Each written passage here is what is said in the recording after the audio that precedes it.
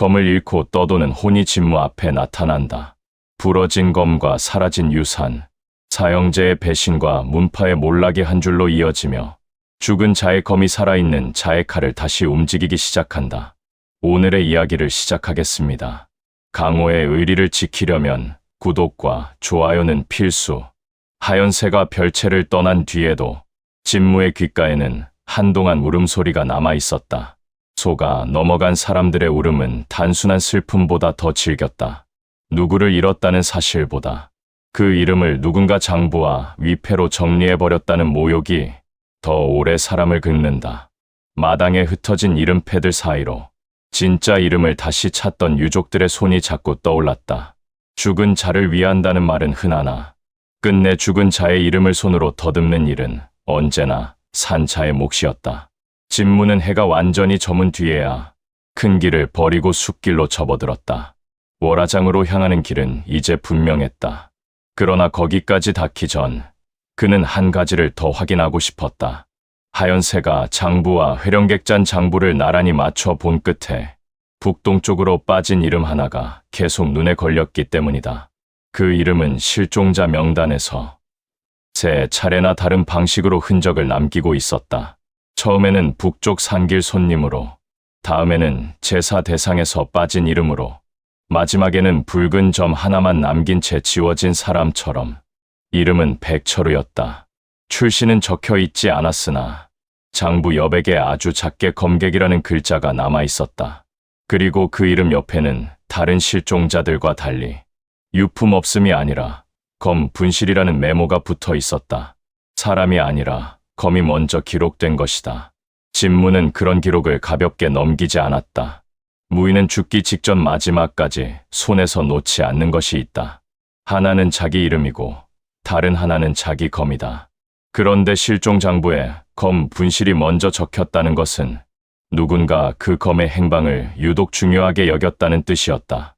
담선은 진무가 장부를 접어넣는 모습을 묵묵히 바라보았다. 강가에서 떠돌던 젖은 망령도 여전히 곁을 따르고 있었으나 예전처럼 다급하게 앞서지는 않았다.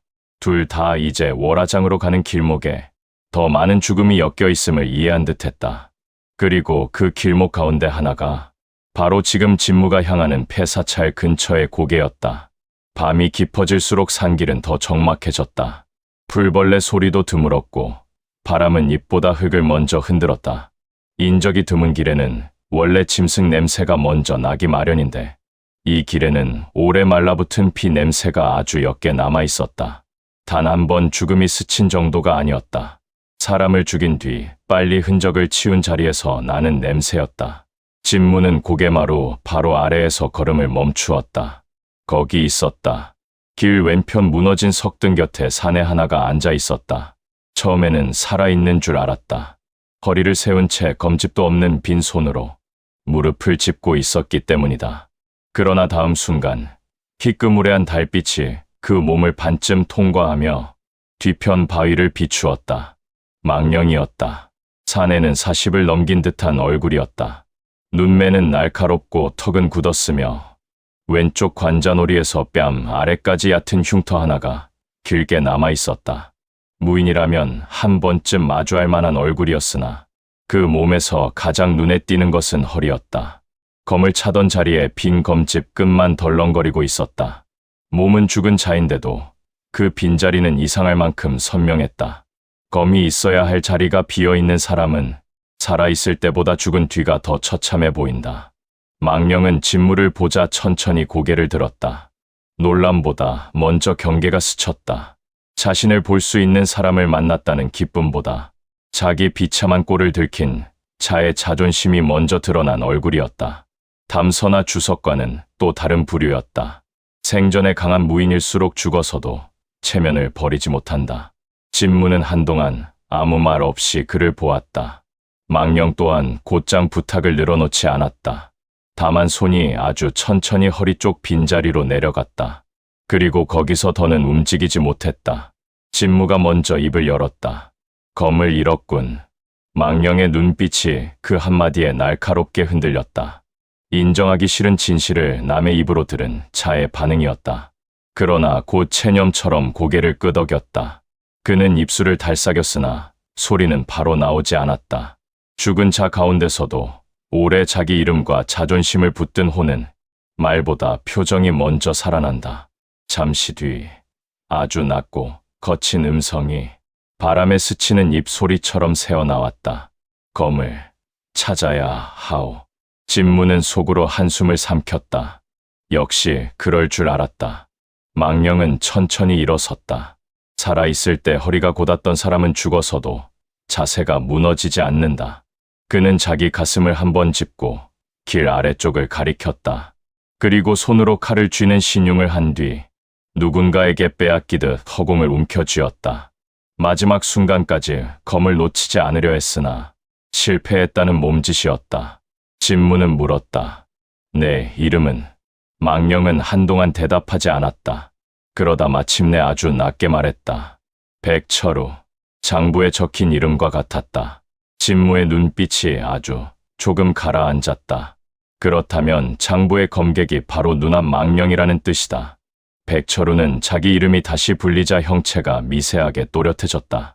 죽은 자는 마지막까지 누구도 불러주지 않던 이름을 다시 듣는 순간 잠시나마 자신이 아직 세상에 남아있다는 착각을 한다. 그 짧은 착각이 때로는 혼을 오래 붙든다. 진무는 고개 아래를 보았다. 길은 둘로 갈라져 있었다. 하나는 월화장 쪽으로, 다른 하나는 오래 끊긴 광산 마을로 이어지는 길이었다.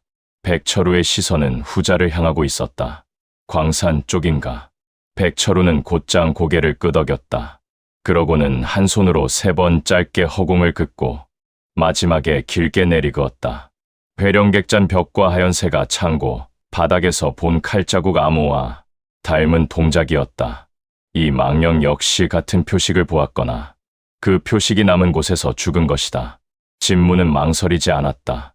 월화장으로 향하는 길은 이미 정해져 있지만 돌아가는 길에 있는 실마리를 버릴 이유는 없었다.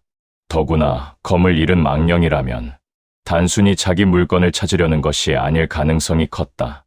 검객에게 검은 목숨과 거의 같은 뜻을 가진다. 죽은 뒤에도 그 검을 놓지 못한다는 것은 그 안에 무공 이상의 무엇이 걸려 있다는 의미다. 그는 광산 마을 쪽 내리막으로 방향을 틀었다. 길은 금세 거칠어졌다. 오래 사람 발길이 끊긴 탓에 수레바퀴 자국은 사라지고 잡초와 돌무더기가 길을 대신하고 있었다. 한때 광산이 돌아갈 때는 품팔이꾼과 장사치, 호위 무사들이 들끓었겠지만 지금은 바람만 다녔다. 산허리를 감아 도는 길 아래쪽에는 무너진 움막과 녹슨 수레틀이 드문드문 남아 있었다. 달빛 아래 그런 잔해들은 꼭 오래전 폐가한 방파의 무덤처럼 보였다. 백철우는 앞서가다 말고 자꾸만 어떤 지점을 돌아보았다. 완전히 길을 잊은 것이 아니라 마지막 순간 기억이 거기서 끊긴 사람처럼 보였다. 그럴 수밖에 없다. 죽음은 대개 맥락을 통째로 끊는다. 망령들이 온전한 진실보다 조각난 장면만 붙드는 이유도 거기에 있다. 한참 뒤 길 끝에 폐광마을의 가장 큰 건물 하나가 나타났다.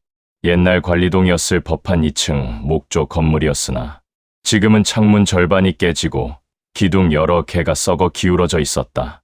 그런데 가까이 가자 이상한 점이 눈에 띄었다. 완전히 버려진 건물이라면 거미줄과 먼지가 입구를 막아야 하는데 문턱 한쪽만큼은 비교적 깨끗했다.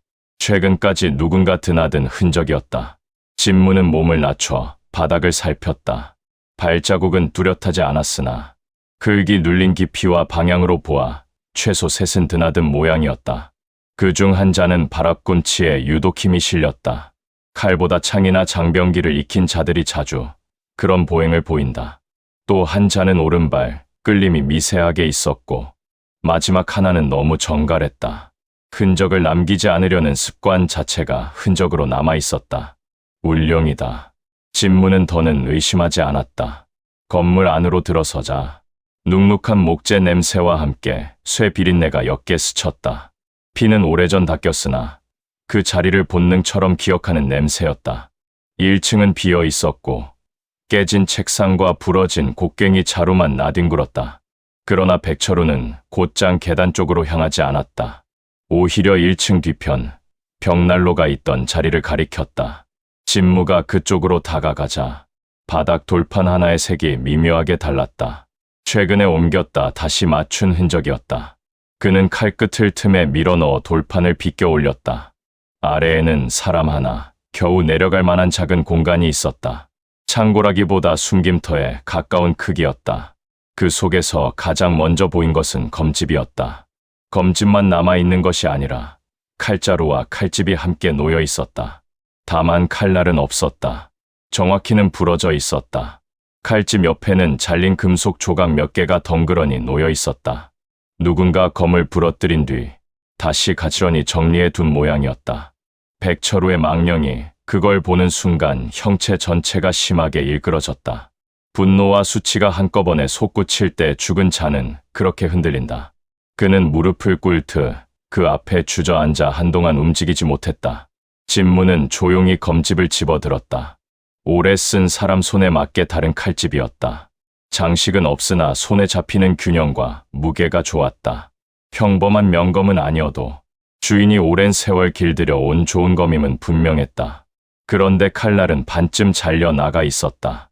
부러진 단면을 손끝으로 문지르자 힘으로 깨부순 것이 아니라 매우 강한 병기로 비틀어 절단한 흔적이 느껴졌다. 검길이 부딪히다 우연히 깨진 것이 아니었다. 일부러 부러뜨린 것이다. 진무는 낮게 물었다. 누가 그랬지? 백철우는 떨리는 손으로 자기 목을 가리켰다가 다시 허리를 짚고 마지막으로 눈앞 허공을 낮게 베어내렸다. 정면 결투가 아니라 먼저 치명상을 입고 검까지 부러진 셈이었다. 그러나 진무가 진짜 주목한 것은 숨김터 가장 안쪽에 있던 작은 물건이었다. 둥근 철패 하나. 귀하의 청동패보다는 투박했지만 표식은 익숙했다. 새 가닥 구름무늬. 그리고 그 옆에 아주 작게 새겨진 글자 하나. 대상. 귀하가 얼굴과 시체 처리 쪽 손이라면 이것은 다른 부류의 표식일 수도 있었다. 울룡 안에서도 역할이 나뉘어 있다는 뜻이다. 더구나 철패 밑에는 접힌 종이 조각이 한 장 있었다. 펼쳐보니 달필은 아니었으나 또렷한 글씨로 짧은 문장이 적혀 있었다. 검은 회수 완료. 사람은 하부 이송 불필요. 사람은 하부 이송 불필요. 이미 죽였거나 굳이 아래로 끌고 갈 가치가 없다는 뜻이다. 반면 검은 굳이 회수했다고 적혀 있다. 백철우의 검은 단순한 애장품이 아니라 울룡이 따로 챙겨야 할 무언가였던 것이다. 진무는 부러진 칼날 조각을 하나 집어들었다. 빛에 비춰보니 칼날 안쪽에 아주 가는 홈이 있었다. 숨긴 문양이나 비문이 있는 종류의 검일 수도 있었다. 그렇다면 검객이 죽은 뒤에도 검의 행방을 붙들고 떠돌만 했다. 검 자체가 단서이기 때문이다. 그때였다. 2층 쪽에서 나무판이 삐걱하는 소리가 났다. 진무는 곧장 숨을 죽이고 돌판을 절반만 덮었다. 발소리는 하나가 아니었다. 둘, 많으면 셋. 방금 들어온 것이 아니라 이미 위에 숨어 있었다는 뜻이다. 폐건물에 사람 기척이 없다고 해서 완전히 비어 있다고 믿는 자는 오래 못 산다. 진무는 검집과 철패, 종이 조각만 챙기고 천천히 벽난로 그늘로 몸을 옮겼다. 계단에서 내려온 자들은 검은 옷을 걸쳤으나 얼굴은 가리지 않았다. 하나는 창을 들었고 다른 하나는 짧은 곡도를 허리에 찼다. 셋째는 뒤에서 석궁을 겨눈 채 입구 쪽을 막았다. 움직임을 보니 하수는 아니었다. 이들은 감시가 아니라 회수하러 온 자들이다. 누군가 이미 백철우의 숨김터가 들킬 가능성을 염두에 두고 지키고 있었던 셈이다. 창든 자가 먼저 입을 열었다. 밑을 뒤졌다. 놈이 여기 왔다. 곡도 든 자가 냉랭하게 답했다. 검집만 남았을 텐데 뭘 더 찾는다고. 말이 끝나기도 전에 진무가 먼저 나갔다. 벽난로 그늘에서 솟듯 튀어나온 검집 끝이 곡도 든 자의 손목을 후려쳤다. 예기치 못한 일격에 곡도가 바닥을 튀었다. 창든 자는 즉시 창끝을 낮춰 허리 아래를 찔러왔으나 진무는 한 걸음 안으로 붙어 창대 중간을 잡아 비틀었다.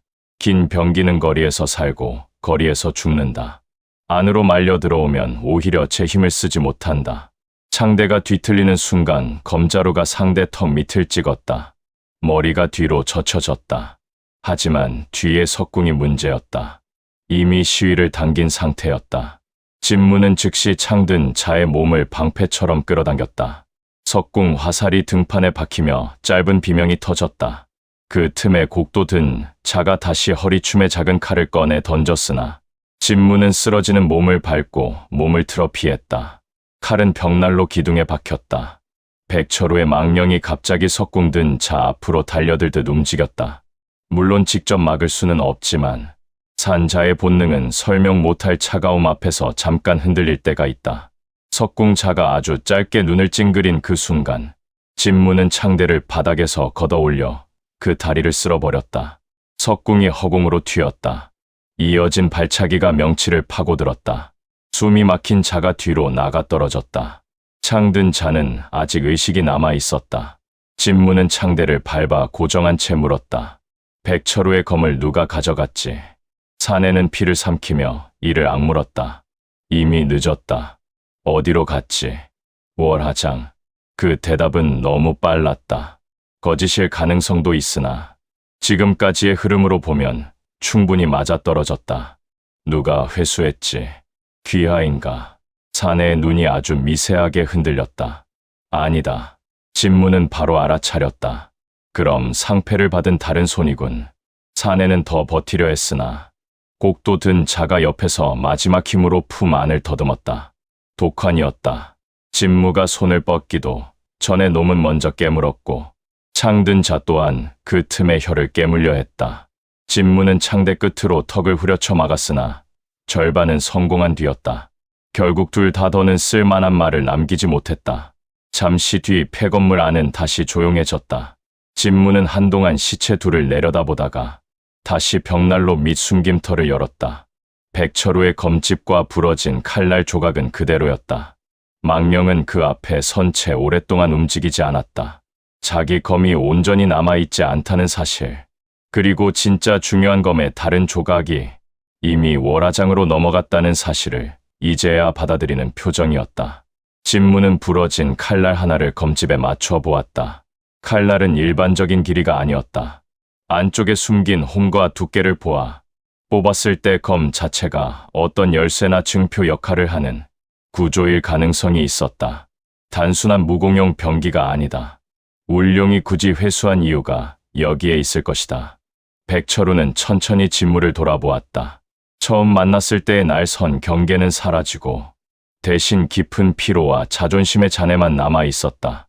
그는 자기 가슴을 짚고 다시 검집을 가리키고 마지막으로 북쪽을 향해 손을 뻗었다. 말은 짧았으나 뜻은 충분했다. 월화장까지 함께 가겠다는 의미였다. 진무는 짧게 물었다. 그 검 안에 뭐가 있지? 백철우는 아주 잠시 망설였다.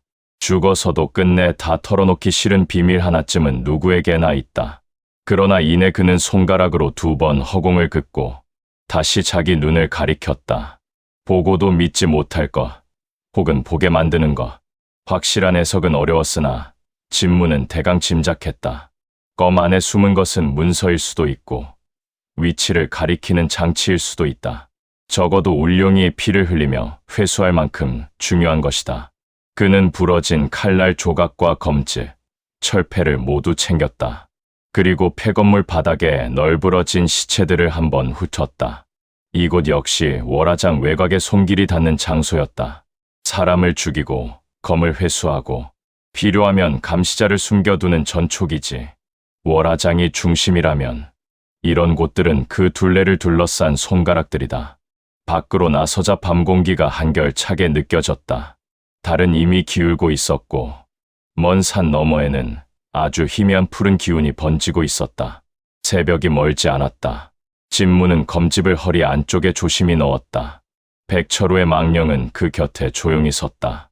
더는 자기 검을 잃은 수치에만 묶여있는 얼굴이 아니었다. 이제 그 빈 허리는 월화장으로 향하는 이유가 되었다. 담서와 젖은 망령, 그리고 검을 잃은 백철우까지 어느새 셋의 혼이 그의 곁을 따르고 있었다.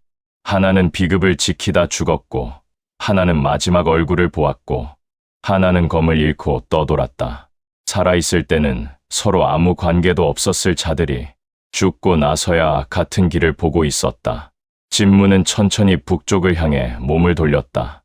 월화장으로 가야 한다. 이제 그곳에는 단지 우물 아래 잠긴 이름들만 있는 것이 아니다. 부러진 검의 나머지 조각, 울룡이 회수한 비밀, 그리고 이 모든 죽음들을 하나로 묶는 중심이 기다리고 있다.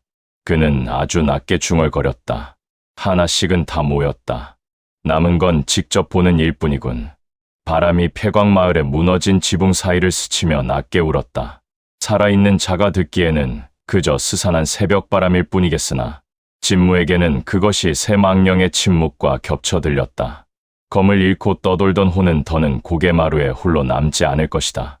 이제 그의 검이 향한 마지막 자리까지 함께 가게 될 테니 환기구 아는 사람 하나가 겨우 기어 들어갈 만큼 좁았다. 흙벽은 젖어 있었고 손을 짚을 때마다 축축한 냉기가 손바닥으로 스며들었다. 진무는 몸을 최대한 낮춘 채 천천히 앞으로 나아갔다.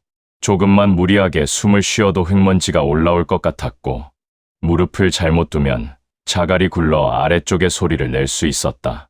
이런 길은 대개 바깥에서 안으로 숨어들기 위한 것이 아니라 안에서 더러운 것을 밖으로 빼돌리기 위한 통로다. 울룡이 사람을 죽이고 시신을 강으로 흘려보냈다면 이런 좁은 숨길을 하나쯤 마련해 두는 것은 자연스러운 일이었다.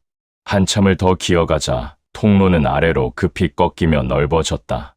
앞쪽에는 희미한 불빛이 번지고 있었다. 진무는 마지막 흙턱에 몸을 붙인 채 아래를 살폈다. 지하는 생각보다 넓었다. 오래전 장원의 저장고였을 법한 공간을 개조한 듯했다.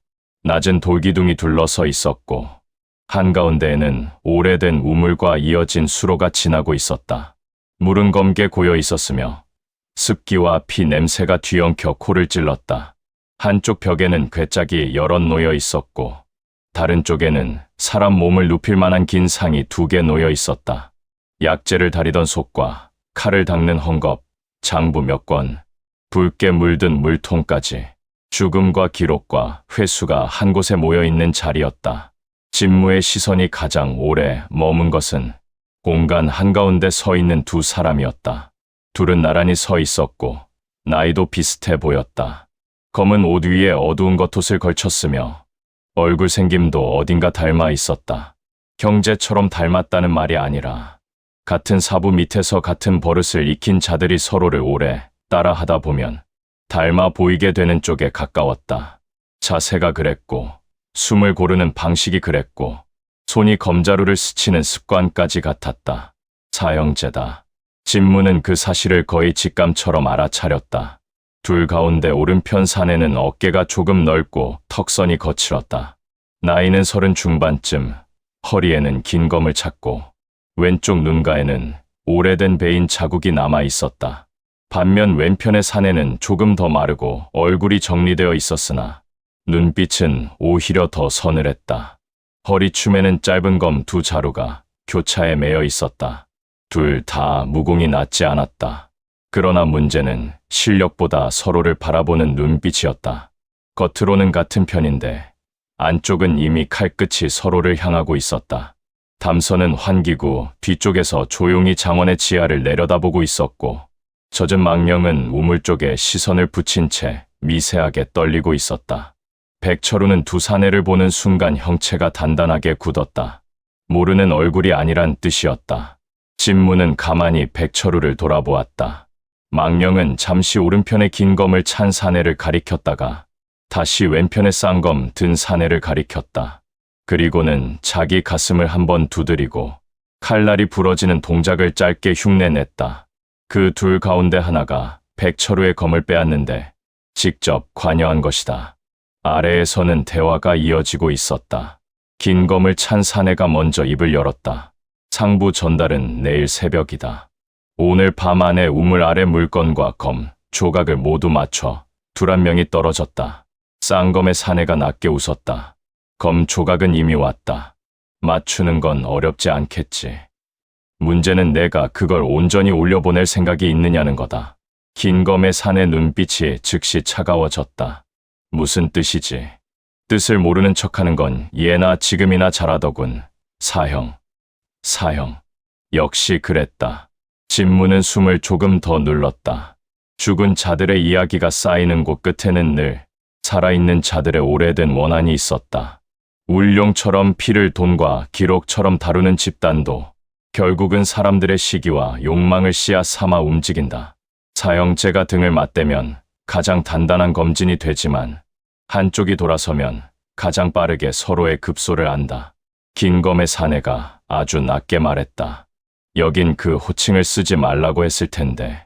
쌍검의 사내는 코웃음을 쳤다. 왜 내가 청화문에서 쫓겨난 과거라도 떠오를까 두렵나. 청화문. 그 한마디에 담서의 형체가 크게 흔들렸다. 진무의 눈빛도 변했다. 청화문의 이름이 또 나왔다. 그렇다면 눈앞의 둘은 단순히 울룡하수가 아니라 원래 청화문과 직접 얽힌 자들일 가능성이 컸다. 긴검의 사내가 손을 검자루에 얹었다. 말을 조심해라. 쌍검의 사내는 오히려 한 걸음 가까이 다가갔다. 조심해야 할 건 나보다 너다. 장로들이 널 택하지 않고 허량을 남긴 이유를 이제야 조금 알겠더군. 넌 검은 빠를지 몰라도 결정적인 순간엔 늘 내 목보다 더 탐냈으니까. 긴검의 사내 턱선이 미세하게 굳었다. 살아있는 사람들끼리의 대화지만 그 안에는 이미 피가 반쯤 흐르고 있었다. 진무는 그들이 주고받는 말들을 빠르게 이어붙였다. 이 둘은 과거 청화문의 사형제였다. 어떤 이유로 문파를 떠나거나 버렸고 지금은 울룡 안에서 같은 일을 하고 있다. 그런데 청화문의 비급과 기록, 백철우의 검까지 손에 넣게 되자 다시 옛 갈등이 고개를 들고 있는 것이다. 쌍검의 사내가 다시 입을 열었다. 담서 그 애송이는 죽으면서도 끝까지 널 믿지 않았다더군. 긴검의 사내 손등에 핏줄이 돋았다. 죽은 놈 이름을 쉽게 입에 올리지 마라. 왜? 내가 직접 죽인 건 아니라서 마음에 걸리나. 내가 길만 열어줬지. 손은 귀하가 썼으니 괜찮다 이건가. 진무의 눈매가 가늘어졌다. 귀하. 강가에서 죽은 그 사내의 이름이 다시 나왔다. 그리고 그 말 속에는 더 분명한 사실이 들어 있었다. 담서를 죽인 것은 귀하지만 그 길을 열어준 자는 바로 지금 저 긴검의 사내라는 것. 백철우의 망령이 그 대목에서 크게 일그러졌다. 그 반응은 단순히 담서 때문이 아니었다. 같은 흐름으로 자신까지 당했다는 뜻이다. 긴검의 사내는 한동안 침묵하다가 차갑게 말했다. 문파를 살리려면 어쩔 수 없었다. 쌍검의 사내는 그 말에 웃음을 터뜨렸다. 짧고 마른 웃음이었다. 문파를 살린다고. 내가 살린 건 내 목숨과 내 야심뿐이다. 청화문을 판 건 너고 장로들 기록을 넘긴 것도 너고 이제 와선 남은 검매까지 다 뜯어먹으려는 것도 너다. 그걸 문파를 살린다고 부르진 않지. 긴검의 사내 목소리가 낮게 가라앉았다. 입 닥쳐라. 소은. 이름이 나왔다. 소은. 쌍검의 사내다. 쌍검 사내는 비웃음을 거두지 않았다. 왜? 난 틀린 말 안 했다. 사부님은 마지막까지 백철우에게 검을 맡겼지. 내게 맡기지 않았다. 넌 언제나 검보다 자리를 먼저 탐냈으니까. 사부님, 사형제는 청화문 출신일 뿐 아니라 같은 사부 밑에서 검을 익힌 정통 제자들인 셈이다. 그리고 백철우는 그들과 또 다른 결로 이어진 인물이다. 아마 사부가 남긴 어떤 검과 기록을 밖으로 빼돌리거나 지키는 역할을 맡았을 것이다. 그래서 백철우의 검이 단순한 무기가 아니라 유산의 일부였던 것이다. 긴검의 사내는 결국 검을 뽑았다. 칼날이 불빛 아래 났고 길게 빛났다. 검은 잘 손질되어 있었으나 그 기운은 정통 문파의 담백함보다 살기를 오래 먹은 탁함이 먼저 느껴졌다. 본래의 검맥을 벗어난 자의 칼이었다. 소운도 웃음을 거두며 쌍검 중 하나를 뽑았다. 둘 사이의 공기가 순식간에 좁아졌다. 진무는 아직 움직이지 않았다. 둘이 싸우면 어느 한쪽이 약해질 것이다. 그 틈을 노리는 것이 가장 합리적이다. 그러나 합리적이라는 것이 늘 가장 옳은 것은 아니다. 특히 눈앞에서 청화문의 이름을 팔고 죽은 자의 유산을 두고 사형제가 서로를 물어뜯는 꼴을 보고 있으면 더 그랬다. 아래에서는 마침내 칼이 부딪혔다. 첫 합은 예상보다 짧고 빠르게 끝났다. 긴검의 사내는 오른 어깨를 앞으로 밀며 정면에서 무게를 씌웠고, 소우는 그 힘을 정면으로 받지 않고 바깥으로 흘리며 안쪽으로 파고들었다. 둘 다 상대의 검법을 지나치게 잘 알고 있었다. 한 수를 내면 그 다음 수가 어떻게 이어질지 이미 몸으로 알고 있는 자들의 싸움이었다. 그래서 화려함보다 더 잔인했다. 하나하나가 상대의 버릇과 약점을 꿰뚫고 있었다. 긴검의 사내가 낮게 검을 끌어올리며 목선을 베어갔다. 청함은 계열의 기본식이었다. 그러나 소우는 미리 알고 있다는 등 몸을 뒤로 반치만 빼고 곧장 아래에서 반격을 찔렀다. 긴검 사내의 옷자락이 찢어지고 옆구리에 얕은 핏줄기가 생겼다. 긴검 사내가 이를 악물었다. 아직도 그 벌은 못 버렸군. 소우는 검 끝에 맺힌 피를 흘리며 답했다. 사형이야말로 아직도 첫 수를 믿는다. 둘의 검은 다시 맞붙었다. 진무는 그 움직임을 지켜보며 확신했다. 이들은 원래 뛰어난 검객들이었다. 그러나 지금의 싸움에는 더 이상 문파의 검으로서 지켜야 할 선이 남아있지 않았다. 살기와 오기가 섞여 있었다. 청화문이 남긴 검맥은 이미 오래전 이들의 손에서 비틀어졌고, 울룡은 그 비틀린 틈을 타 이들을 자기 칼로 써먹고 있었다. 백철우의 망령은 그 모습을 보며 아주 천천히 고개를 떨구었다. 그 반응은 분노보다 깊은 피로에 가까웠다. 살아있을 때 자신이 지키려 했던 것이 이미 이렇게 썩어 있었다는 사실을 목격하는 자의 표정이었다.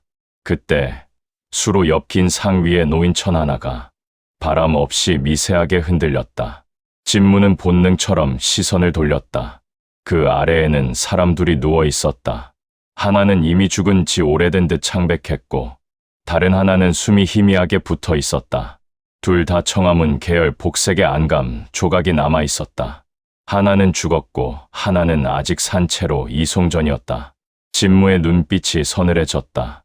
이 지하 저장고는 단지 유산을 보관하는 곳이 아니라 청화문 남은 자들을 정리하는 중간 장소이기도 했다. 아래에서 다시 검이 부딪혔다. 이번에는 긴 검의 사내가 밀렸다. 소운의 쌍검은 길이는 짧지만 변환이 빠르고 잔인했다. 상대가 미리 아는 초식을 쓰지 않고 청함은 기본식, 틈마다 울룡식 살수를 끼워 넣고 있었다. 정통 검법이 썩어갈 때 생기는 가장 보기 나쁜 형태였다. 긴검 사내는 그 변질을 이해하지 못하는 것이 아니라 오히려 너무 잘 이해해서 더 흔들리고 있었다. 소운이 빈틈을 파고들며 비웃듯 말했다. 사형은 아직도 사부님 앞에서 배운 마지막 날에 갇혀있군. 긴검 사내의 검이 크게 흔들렸다. 닥쳐라. 닥치라고. 그렇게 말하면서도 내가 제일 못 잊는 건 사부님이 아니라 그날 내 대신 검을 맡긴 사람이지. 소운의 눈빛이 순간 백철우의 검집이 놓인 방향으로 스쳤다. 진무는 바로 그 순간 움직였다. 환기구 턱에서 몸을 낮게 날려 지하로 떨어졌다. 착지와 동시에 검집 끝이 수로 가장자리에 등잔을 쳤다. 불빛이 한순간 옆으로 흔들리며 그림자가 뒤엉켰다. 둘 모두 예기치 못한 제3자의 난입에 반응이 늦었다. 진무는 먼저 긴검 사내에게 붙었다. 이유는 단순했다. 저 자가 담서를 팔아넘긴 길잡이라면 지금 소운에게 죽게 둘 수는 없었다. 살아있는 입이 필요했다. 긴검 사내는 반사적으로 검을 들었으나 진무의 검은 정면이 아니라 손목 아래를 쳤다. 칼을 놓치게 만드는 짧고 차가운 일격이었다. 동시에 소운의 쌍검이 기회를 놓치지 않고 옆에서 파고들었다. 진무는 몸을 비틀어 그 궤적까지 함께 흘려냈다. 쌍검 하나가 긴검 사내의 옷깃만 찢고 지나갔다. 소운이 날카롭게 물었다. 누구지? 진무는 대답 대신 검 끝으로 그를 겨눴다. 청함은 제자들을 죽이고 유산을 넘긴 놈들한테 이름 댈 이유는 없지. 소운의 얼굴이 차갑게 굳었다. 긴검 사내 역시 진무를 보며 눈이 흔들렸다. 그는 진무가 품에 찬 백철우의 검집을 보는 순간 표정이 바뀌었다. 놀람, 분노, 그리고 아주 짧은 공포가 한꺼번에 스쳤다. 내가 그걸 어디서? 진무는 짧게 말했다. 검을 잃고 죽은 자가 내게 맡겼다. 긴검 사내의 얼굴이 일그러졌다. 그 반응만으로도 충분했다. 백철우와 이자 사이에는 단순한 추격 이상의 일이 있었다. 소우는 오히려 입가를 비틀었다. 재밌군. 죽은 자까지 내 뒤를 밟는다면 사형의 죄도 이제 꽤 무거워졌다는 뜻이겠지. 긴검 사내가 이를 악물었다. 소운, 입 다물어라. 그러나 이미 늦었다. 진무는 눈을 좁혔다. 내가 담소를 팔아넘겼고 백철우의 검도 내 손을 거쳤군. 긴검 사내는 한동안 입을 다물었다. 그 짧은 침묵이 모든 대답보다 더 정확했다. 소운이 차갑게 웃었다. 사형은 늘 그랬다. 제 손으로 직접 더럽히는 건 싫어하지. 남에게 시키고 길을 열고 마지막에 제일 좋은 목만 가져간다. 그래서 장로들 기록도 검도 비급도 결국 다 내가 먼저 손을 대려 했던 거 아닌가. 진무는 이제 확신했다. 이 둘은 울룡 안에서도 한 몸처럼 쓰였지만 속으로는 같은 유산을 두고 서로를 겨누고 있었다. 청화문이 무너진 뒤 남은 비급과 기록, 검맥의 증표가 나뉘어 흩어졌고 울룡은 그 회수 작업에 옛 청화문 사형제를 이용한 것이다. 그런데 사형제는 그 과정에서 서로를 더 이상 동료로 보지 않게 되었다. 긴검 사내가 마침내 입을 열었다. 내가 뭘 안다고 떠드는지 모르겠지만 청화문은 이미 끝났다. 사부님도 장로들도 시대를 못 읽었다. 유산을 지켜 뭘 하나. 김 있는 손에 넘겨야 살아남는 거지. 그 말에 담서의 형체가 크게 흔들렸고 백철우는 눈을 감았다 뜨며 주먹을 쥐는 신용을 했다. 죽은 자의 손에는 힘이 없지만 원한은 분명히 남아있었다. 소운이 검끝을 들며 비웃듯 말했다. 그래서 살아남았나. 사형은 결국 울룡의 개 노릇하면서도 자기 몫을 더 챙기려다. 나한테까지 칼을 겨누고 있잖나. 긴검 사내의 목소리가 갈라졌다. 내가 먼저 배신했지. 내가 배신했다고. 사부님 검을 내가 못 얻은 게 아직도 그렇게 억울하냐. 그 한마디가 불을 붙였다. 긴검 사내가 다시 칼을 들고 소운에게 달려들었다. 이번에는 진무의 존재조차 잊은 듯한 일격이었다. 소운도 기다렸다는 듯 쌍검을 교차하며 맞받았다. 두 사람의 칼이 공중에서 부딪히는 순간 진무는 옆으로 몸을 빼며 상황을 읽었다. 지금 개입해 둘 다 제압할 수도 있지만 그 전에 더 많은 말이 나올 여지가 있다. 그러나 지하 한 구석에서 미세한 신음이 다시 들렸다. 살아있는 제자가 있다. 그렇다면 오래 끌 시간이 없다. 진무는 검을 세우고 두 사람 사이로 파고들었다. 그의 칼은 화려하지 않았다. 그러나 정확했다. 긴검 사내의 겉면을 옆으로 밀어내고 소운의 쌍검 가운데 오른쪽 검을 아래로 눌렀다. 서로를 죽이려던 힘이 한순간 엇갈리며 둘 다 중심을 잃었다. 진무는 그 틈에 긴검 사내의 명치를 검집으로 찍고 소운의 손등을 검등으로 후려쳤다. 짧은 비명과 함께 쌍검 하나가 떨어졌다. 소운이 뒤로 물러나며 이를 갈았다. 방해하지 마라. 진무는 차갑게 말했다. 둘 다 살아있어야 할 이유가 생겼다. 긴검 사내가 숨을 몰아쉬며 물었다. 무슨 이유지? 진무의 시선이 긴 상 위 죽은 자와 아직 숨 붙은 제자 쪽으로 향했다. 저 둘 때문이다. 그리고 도둑 맞은 청화문의 유산 때문이다. 지하 저장과 안공기가 순간 무겁게 가라앉았다. 소운의 눈이 아주 미세하게 흔들렸다. 긴검 사내는 창백해졌다. 살아있는 제자가 아직 있다는 사실을 둘 다 알고는 있었지만 지금까지는 저것조차 거래 품목처럼 취급해왔을 것이다. 그런데 제3자가 그 존재를 정확히 짚고 들어오자 상황이 달라졌다. 진무는 검끝을 낮게 기울이며 말했다. 사형제끼리 누가 더 많이 배신했는지는 나중 문제다. 먼저 말해라. 사부가 남긴 검의 다른 조각과 기록은 어디 있지? 소운과 긴검 사내는 서로를 노려보았다. 그리고 그 침묵 속에서 진무는 느꼈다. 비비린내 속에서 사형제의 칼이 겨눈 것은 서로의 목만이 아니었다. 이미 오래전부터 청화문에 남은 모든 유산을 두고 서로의 삶 전체를 겨누고 있었던 것이다. 폐광마을을 떠날 때는 아직 새벽빛이 완전히 퍼지지 않았다. 산등성이 너머로 번지는 희미한 푸른 기운이 어둠을 조금씩 밀어내고 있었으나 길은 여전히 밤의 얼굴을 반쯤 간직한 채였다. 진무는 서두르지 않았다. 급할수록 발이 먼저 흔들리고 흔들린 발은 늘 남의 덫으로 이어진다. 더구나 이제 그의 품 안에는 비급 하나만이 아니라 백철우의 검집과 부러진 칼날 조각, 회령객잔 장부, 하연세가의 기록까지 겹겹이 들어 있었다. 어느 하나만 잃어도 흐름이 끊길 만한 것들이었다. 담선은 말없이 앞쪽 반걸음 거리를 두고 떠 있었고 강가에서 따라온 젖은 망령은 여전히 물기를 떨치지 못한 얼굴로 주변을 살폈다. 백철우는 전과 달랐다.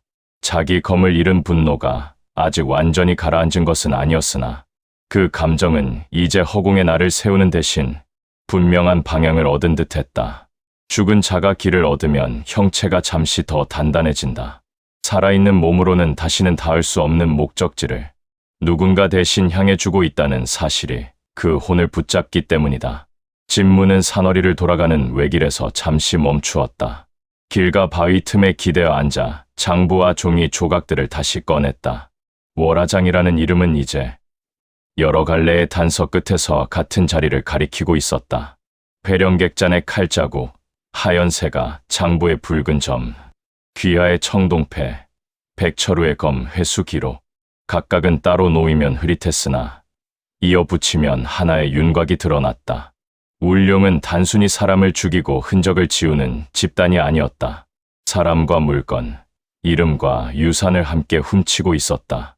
진무가 특히 눈길을 오래 준 것은 백철우와 관련된 짧은 메모였다. 검 회수 완료, 사람은 하부 이송 불필요. 이 문장 하나만 보자면 별것 아닐 수도 있다. 그러나 그 아래 아주 작게 거의 흘려 쓴 수준으로 덧붙은 말이 있었다. 상부 전달 전 개봉 금지. 개봉. 진무는 그 말이 검 자체를 뜻한다고 보았다. 백철우의 검은 그냥 검이 아니었다. 부러진 칼날 안쪽에 숨은 홈, 지나치게 단단한 칼집 구조. 울룡이 굳이 검만 따로 회수한 점까지 생각하면 더 분명했다. 검 안에 무언가가 숨겨져 있었던 것이다.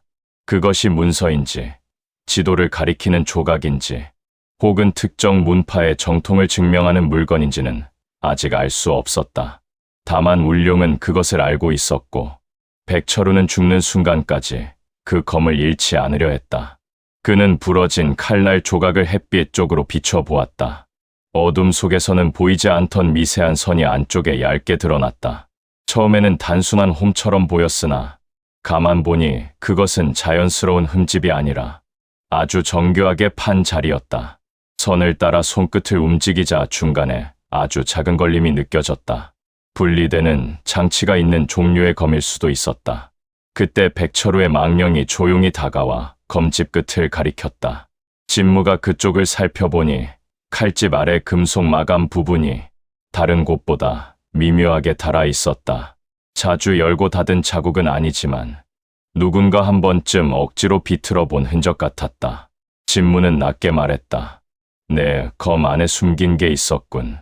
백철우는 잠시 눈을 감았다 떴다. 그 한 번의 움직임에 고집과 후회가 함께 실려 있었다. 살아있을 때는 누구에게도 쉽게 말하지 않았을 비밀일 것이다. 그러나 이제 그 비밀 때문에 죽었고 죽은 뒤에도 검을 놓지 못하고 떠돌고 있었다. 진무는 더 캐묻지 않았다.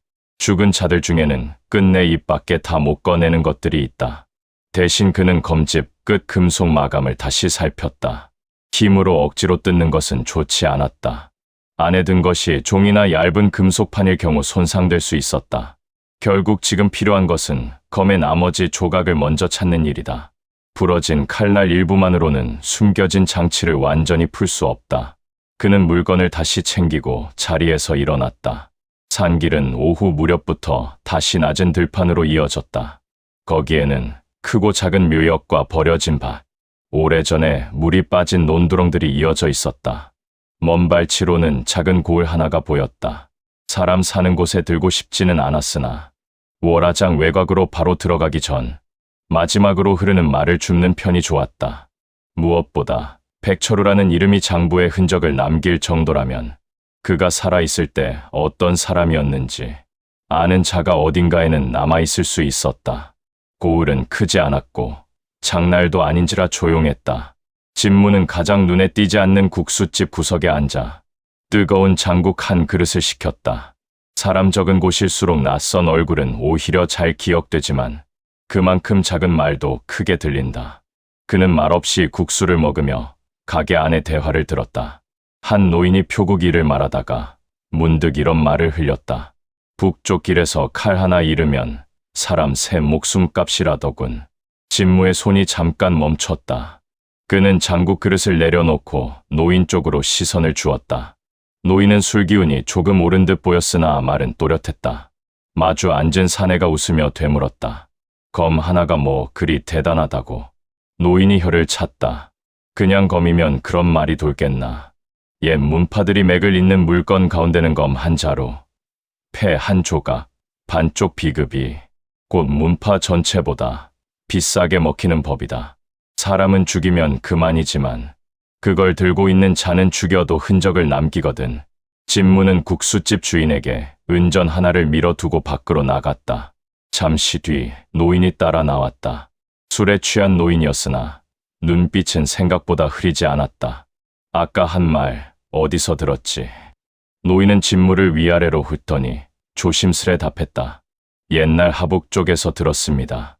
청암은 같은 곳들이 몰락할 즈음 문파 유산을 통째로 노리는 자들이 있었다더군. 비급만 노리는 게 아니라 정통을 증명하는 칼, 계승을 밝히는 패, 장로들만 아는 기록까지 한꺼번에 빼앗는 놈들이 있었지. 청아문이라는 이름에 진무의 눈매가 좁아졌다. 그 노인은 더 낮게 말했다. 사람들은 재산 다툼이라 생각하지만 진짜 무서운 건 유산을 빼앗기면 죽은 뒤에도 도둑 맞는다는 거요. 제자가 남아도 제자가 아닌 게 되고 검을 이어도 검맥이 끊긴 게 되니 그 말은 진무의 머릿속에서 즉시 백철우의 검과 이어졌다. 백철우는 단순한 떠돌이 검객이 아니라 어떤 문파 유산을 운반하거나 지키던 자일 수 있다.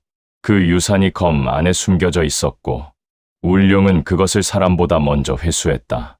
그렇다면 담서가 지키던 비급, 허량이 말한 청아문의 기록, 백철우의 검 안에 숨은 무언가까지 모두 같은 맥락으로 묶인다. 울룡은 사람을 죽여 문파를 무너뜨리는 것이 아니라 문파의 유산 자체를 빼앗아 그 뒤를 끊고 있었다. 진무는 노인에게 마지막으로 물었다. 그런 유산을 훔친 자들은 보통 어디로 옮기지? 노인은 씁쓸하게 웃었다. 아무도 모르게 감춰야 하니 땅 위보다 땅 아래를 좋아하지. 옛 장원 우물, 폐광, 봉인된 석실, 그런 곳들, 월화장의 우물, 이제 더는 우연처럼 느껴지지 않았다. 진무는 노인에게 더 묻지 않고 자리를 떴다. 해가 다시 기울기 시작했고 바람은 조금씩 서늘해졌다. 고을을 벗어난 뒤 그는 한참 동안 말이 없었다. 담서와 백철우, 젖은 망령도 조용했다. 그러나 그 침묵은 허공이 비어서가 아니라 점점 더 많은 것들이 한 줄로 이어지고 있기 때문이었다. 청아문의 비급은 도둑 맞았다. 백철우의 검도 도둑 맞았다. 무덤 없는 자들의 명패와 유품도 도둑 맞았다. 실종자들의 이름은 거짓 제사 속에서 한 번 더 도둑 맞았다. 울룡이 빼앗는 것은 늘 한 사람의 목숨보다 더 깊은 부분이었다. 사람이 죽은 뒤에도 남아야 할 유산과 이름, 기억과 정통까지 모조리 훔쳐가고 있었다. 해가 거의 떨어질 무렵 진무는 월화장 외곽의 숲에 닿았다. 장원은 아직 멀었으나 그 기척은 이미 숲 안까지 번져 있었다. 버려진 장원의 냄새라기보다 사람이 오래 살지 않았는데도 누군가 꾸준히 드나드는 장소의 냄새였다. 낙엽은 자연스레 쌓인 곳과 누군가 밟고 지나가 얇아진 곳이 뚜렷하게 갈렸다. 숲 가장자리 나무 두 그루에는 아주 작게 긁힌 흔적이 있었다. 지나가는 자들에게는 그냥 상처난 껍질 같겠지만 진무의 눈에는 회령객잔 벽과 하얀새가 창고바다, 폐광관리동 벽난로 밑에서 보았던 것과 같은 패턴으로 읽혔다. 3번 짧게, 1번 길게, 다시 2번 짧게. 길을 알리는 암호였다. 백철우는 그 흔적을 보는 순간 형체가 미세하게 흔들렸다. 자기 검이 넘어간 곳이 틀림없다는 뜻이다. 진무는 숲 안쪽 깊은 바위 틈에 몸을 숨기고 장원이 보이는 쪽을 천천히 살폈다. 월화장은 이름만 들었을 때보다 훨씬 컸다. 본체와 동편행랑, 뒤뜰, 우물과 작은 별당까지 남아있었다. 버려졌다는 소문이 무색하게 지붕의 몇몇 기와는 최근에 손본 흔적이 있었고, 담장 일부도 무너진 채 방치된 것이 아니라 의도적으로 드나들기 좋게 뚫린 모습이었다. 겉으로는 폐허지만 안으로는 살아있는 구조였다. 그는 해가 완전히 지기를 기다렸다. 어둠이 내린 뒤에야 장원 안의 진짜 모습이 드러났다. 곳곳에서 작은 등불이 아주 잠깐씩 켜졌다 꺼졌고, 사람 그림자가 담장 안팎을 짧게 스쳤다. 경계 인원은 적어도 4, 많으면 6. 정문보다 동편 담장 쪽 움직임이 더 많았다. 거기가 주된 출입구일 가능성이 컸다. 그리고 뒤뜰 우물 근처에는 늘 한 사람 이상이 머물렀다. 귀하가 죽기 전 말한 이름들이 잠긴 곳이 바로 저기라는 뜻이었다. 진무는 우선 장원 안으로 곧장 들지 않았다. 그 대신 외곽을 크게 돌아 동편행랑 뒤쪽을 살폈다. 오래된 장원은 보통 바깥에서 보면 담 하나로 끝나지만 실제로는 창고와 마구간, 하인방, 그리고 지하 저장고가 따로 연결돼 있다. 울룡 같은 놈들이 이런 구조를 그냥 둘 리 없었다. 예상은 맞았다. 행랑 뒤편 낡은 장작더미 아래 사람이 몸을 숙이면 겨우 들어갈 만한 좁은 입구가 있었다. 겉으로는 무너진 저장고 환기구처럼 보였으나 안쪽으로는 공기가 미세하게 오가고 있었다. 최근까지 사용 중인 통로였다. 진무는 귀를 댔다. 희미한 물소리, 금속이 부딪히는 소리, 그리고 아주 낮은 신음 같은 것이 밑에서 섞여 올라왔다. 우물과 이어진 지하 구조가 분명했다. 그는 뒤를 돌아 새 망령을 보았다. 담선은 차갑게 가라앉은 얼굴로 장원 안쪽을 보고 있었고, 젖은 망령은 우물 쪽만 노려보고 있었다. 백철우는 허리에 빈자리를 내려다보다가 마침내 천천히 고개를 들었다. 살아있을 때는 누구도 자기 검을 빼앗지 못하리라 믿었을 것이다. 그러나 이제 그는 죽은 뒤에야 안다. 검을 도둑맞는다는 것은 단지 무기를 잃는 일이 아니라 제 무공과 제 이름, 제 뒤를 이을 수 있는 모든 것을 통째로 뺏기는 일이라는 것을. 진무는 아주 낮게 중얼거렸다. 결국 사람을 죽인 게 아니라 문파와 이름과 뒤를 모두 훔친 셈이군. 그 말은 누구에게 한 것인지 분명하지 않았다. 백철우에게일 수도 있고, 담서에게일 수도 있고, 스스로에게 한 것일 수도 있었다. 그는 좁은 환기구 앞에 무릎을 꿇었다. 지금부터는 더 조용해야 한다. 월화장은 단순한 장원이 아니라 도둑맞은 유산들이 한 곳으로 모이는 저장고일 가능성이 컸다. 비급과 검, 명패와 기록, 그리고 죽은 자들의 이름까지, 이 모든 것이 여기서 정리되고 흩어졌다면 오늘 밤 이 밑에서 보게 될 것은 단순한 시체 처리장이 아닐 것이다. 진무는 검집을 몸에 단단히 붙이고 부러진 칼날 조각이 부딪혀 소리를 내지 않도록 천으로 한 번 더 감쌌다. 그런 뒤 몸을 낮춰 환기구 안으로 천천히 들어갔다. 축축한 흙냄새와 오래된 우물 냄새가 동시에 코를 찔렀다. 뒤쪽에서는 새 망령의 시선이 묵직하게 등을 눌렀다. 도둑맞은 유산이 끝내 숨은 자리까지 이제 한 걸음만 더 들어가면 된다. 그리고 그 안에서 기다리는 것은 분명 지금까지 빼앗긴 것들의 진짜 얼굴일 것이다.